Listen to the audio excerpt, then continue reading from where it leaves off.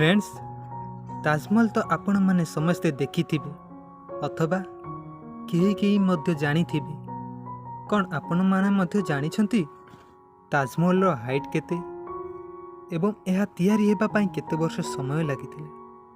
उत्तर प्रदेश आग्रा रे निर्मित होइथिबा एही ताजमहल 1632 रु 1654 अर्थात 22 वर्ष पर संपूर्ण रूपे शेष होइथिला।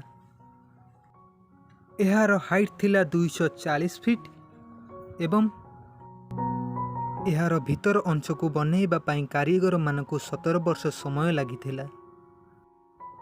प्रति वर्ष ताजमहल देखिबा पई 30 लाख रु अधिक लोक आसीथांती। 1857 मसीह ब्रिटिश सैनिक माने ताजमहल लागिथिबा 28 प्रकार मूल्यवान दामी पत्थर को चोरी करी इंग्लैंड नहीं जाइथिले। सांग माने एही इंटरेस्टिंग फैक्ट आपन को ओडिया रे केमिति लागिला आमको निश्चय कमेंट करी जणांतु।